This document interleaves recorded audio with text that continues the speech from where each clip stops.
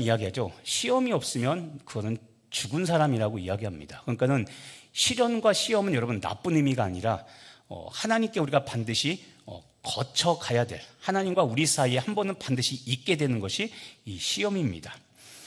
이 시험과 시련은 힘들고 어려운 거지만 반드시 우리는 견뎌내야 됩니다. 견디는 은혜, 견딤의 은혜가 있어야지 우리는 이 시험을 이길 수 있습니다. 베드로전서 4장 12절에 보면 여러 가지 시험 중에 이런 표현이 있습니다. 자, 베드로전서 4장 12절 같이 한번 읽어보겠습니다. 너희를 연단하려고 오는 불시험을 이상한 일 당한 것 같이 이상히 여기지 말고. 아멘. 자, 시험은 시험인데 앞에 한 글자가 더 붙었습니다. 무슨 글자입니까? 불시험. 그렇죠? 어렸을 때 학교 다닐 때 불주사 맞아본 적 있습니까?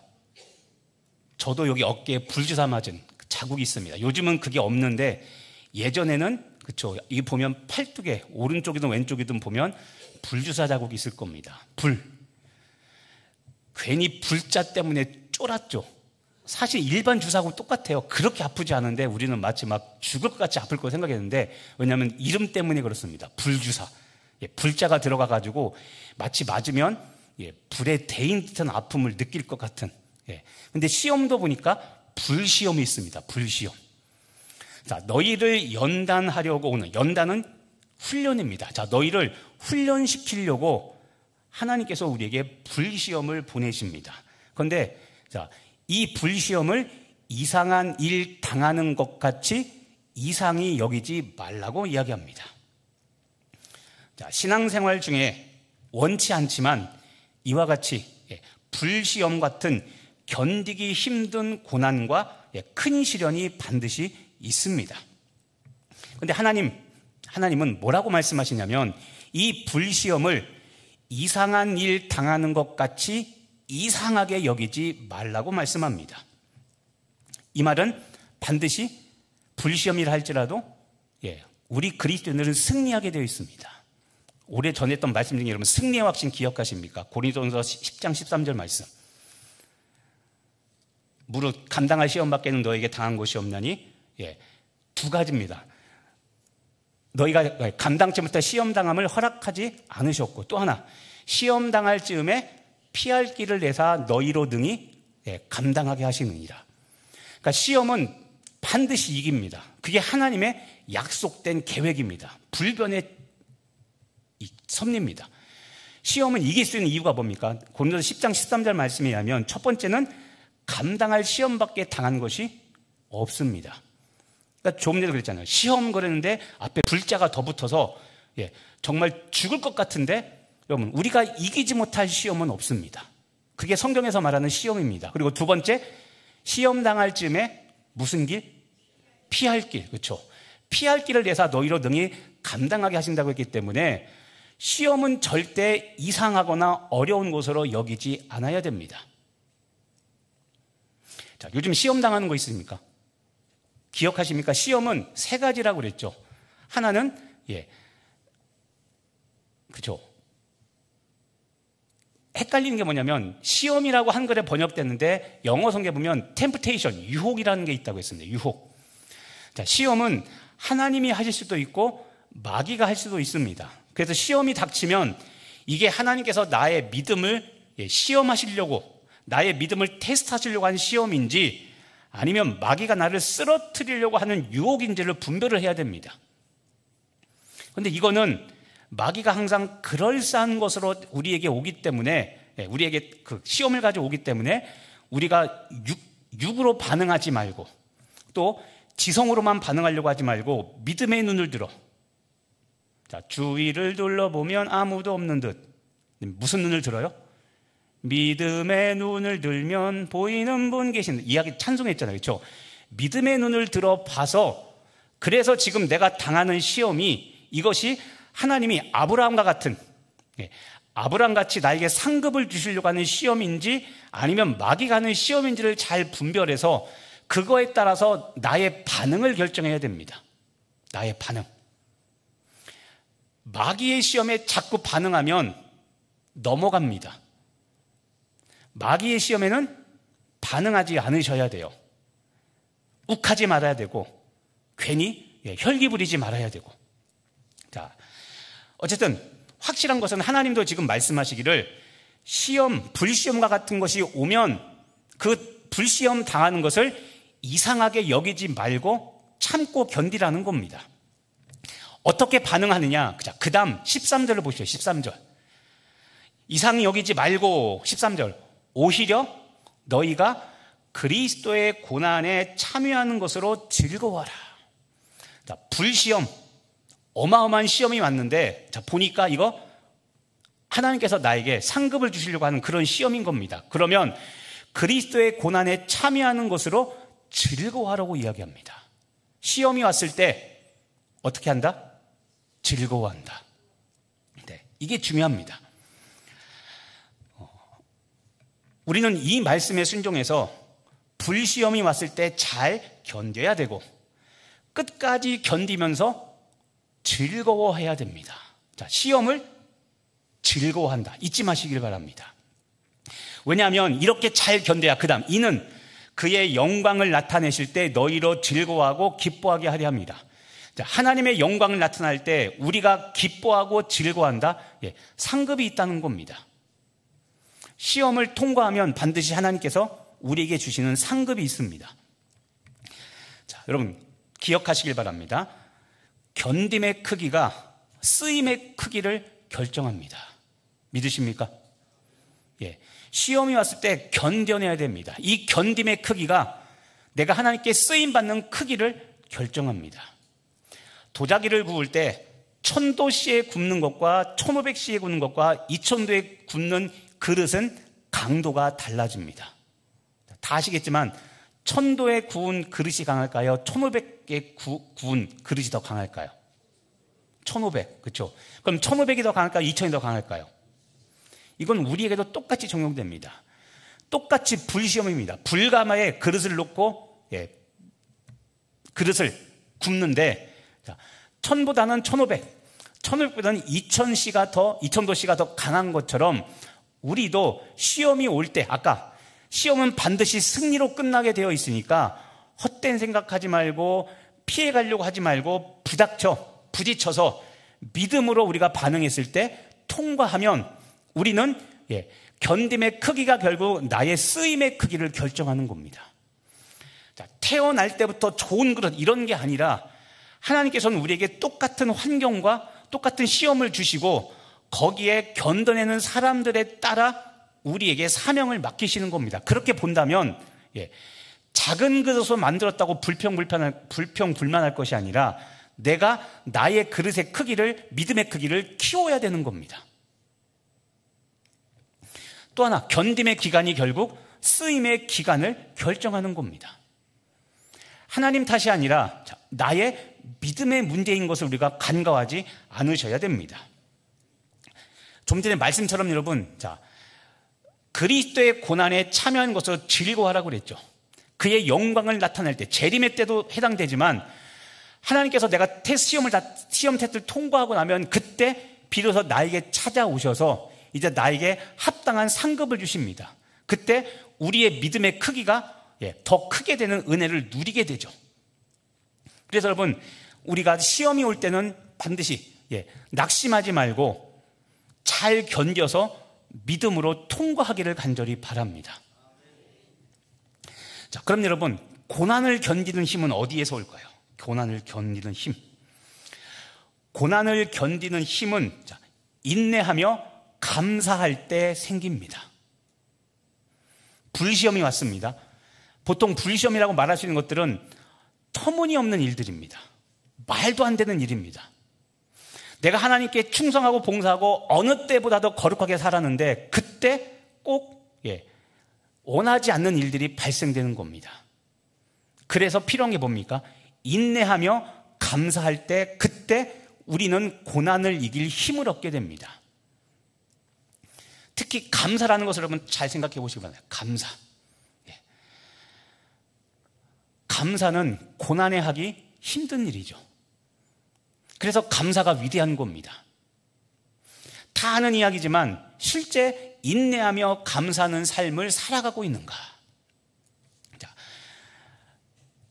성경에는 기쁨, 즐거움, 감사 이 세 단어는 동의어입니다. 어떤 일에 기뻐하고 즐거워한다는 것은 다른 말로 하면 감사한다는 겁니다. 어떤 일에 감사한다는 것은 기뻐하고 즐거워한다는 겁니다. 그래서 지금 내 모습을 보면 됩니다. 기뻐하고 즐거워하고 있는가? 감사함이 있는가? 이것이 내 신앙을 돌아볼 수 있는 척도가 됩니다. 자, 이 견딤의 은혜를 잘 실천한 사람이 있는데 그게 누구냐면 욥이라는 사람입니다. 욥.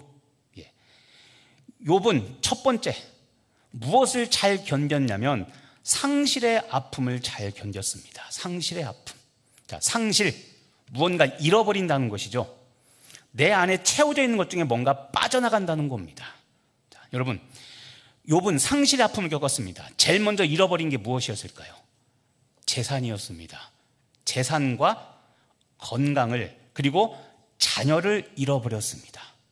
그런데 욥은 하나님께 원망하지 않고 감사합니다. 아멘이십니까? 아멘 안 한 거 봐, 이거 봐.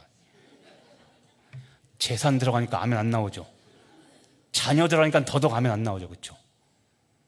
그런데 여러분, 욥은 알잖아요. 처음보다 마지막이 더 10배 이상 영광스러운 사람이었죠.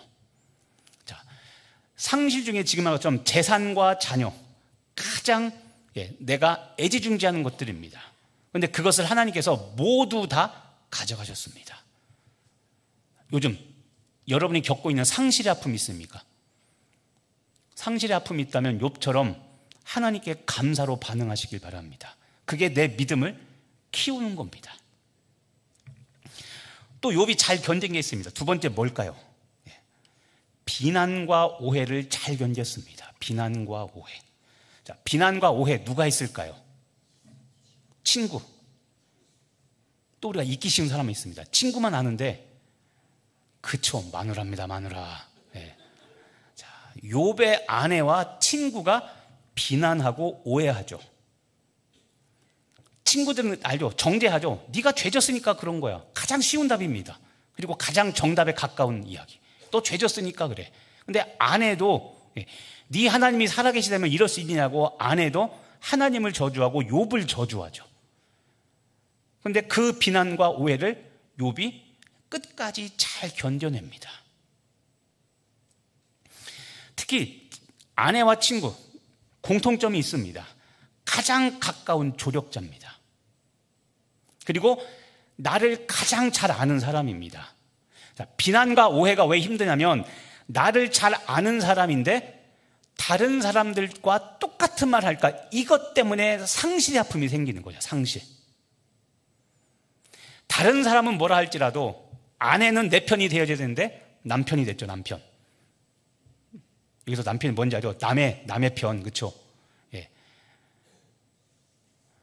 상실의 아픔입니다. 친구도 마찬가지입니다. 가장 신뢰했던 친구들인데 다른 모든 사람은 비난을 해도 이 친구들은 나를 감싸줘야 되는데 친구들이 와가지고 아픈 데만 골라서 콕콕 찌르죠. 그런데 비난과 오해를 잘 견뎌냈습니다. 무엇보다도 여러분, 욥의 가장 큰 견딤은 무엇이냐면 세 번째, 이겁니다. 하나님의 침묵입니다. 아시죠? 하나님의 침묵. 내가 의롭다는 거 알면 하나님이 개입하셔서 나를 보호해 주시고 방어해 주셔야 되는데 욥이 제일 힘들었던 게 뭐냐면 하나님이 아무 말씀이 없으세요. 이렇게 친구들이 재산과 자녀 이런 거 이해합니다. 창조주 하나님을 아니까. 그런데 아내와 친구들이 와서 비난하고 오해했을 때는 그때는 그럴 때 하나님이 짠 나타나서 아내 꼴밤한테 똑 주고, 그죠? 친구들 꼴밤 똑 주고, 이것들 헛소리 하지 마라. 하나님이 방어해주고 보호해주셔야 되는데 하나님이 아무 말이 없으니까 욥이 자기 변호를 할 수가 없죠. 이게 제일 힘든 겁니다. 하나님의 침묵. 자, 이런 거예요. 내가 옳아요. 내가 틀리지 않아요. 그러면 우리가 하는 말, 그러면 하나님이 살아계시다면 지금 이때 영화처럼 이때 짠 나타나셔서 뭔가 일을 벌여주셔야 그래야 내가 믿는 하나님이 이게 되는데 역사하지 않는 거예요. 이게 제일 힘든 겁니다. 자, 공의 하나님께서 억울함을 풀어주셔야 되는데, 하나님은 여러분 욥기를 보면 욥의 고난의 시간 대부분을 하나님은 다 방관자로 계셨습니다. 그러니까 욥이 상실의 아픔이 더욱더 커졌던 거죠. 그런데 여러분, 하나님은 많은 시간을 침묵하셨지만 그 침묵하는 시간 동안 하나님은 욥을 끝까지 지켜보고 계셨습니다. 우리가 이걸 잊지 말아야 됩니다. 자, 지금 여러분의 삶 가운데 억울하고 힘든 것이 있다면, 그리고 여러분이 정말 여러분의 죄 때문이 아니라면, 근데 하나님이 침묵하십니다. 그때 우리가 해야 될 게 뭡니까? 나를 묵묵히 바라보시고 계실 하나님을 믿고 주께서 말씀하실 때까지, 하나님께서 일하실 때까지 끝까지 견디셔야 되는 겁니다. 그게 인내, 오래 참음입니다. 욥이 시험당한 거 부인할 수 없는 진리입니다. 그런데 하나님은 그 욥의 곁에 항상 계셨고 마지막 순간까지 욥의 인내를 지켜보셨습니다. 욥은 고난이 힘들었지만 인내했고, 찬양하며 견뎠고, 감사하며 견뎠습니다. 그리고 절대 하나님을 원망하지 않았습니다.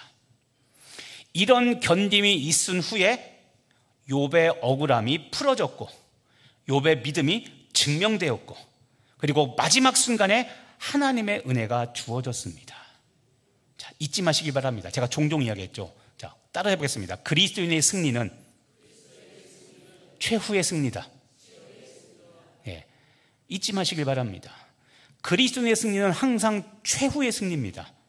최후 승리를 얻기까지 주의 십자가 사랑하리. 그렇죠? 최후 승리 얻을 때까지. 예수님도 부활이 언제 주어졌습니까? 죽음 이후에. 그렇죠? 먼저 부활하신 게 아니라 죽음 이후에 부활이 임했죠. 부활이 마지막입니다. 최후의 승리입니다.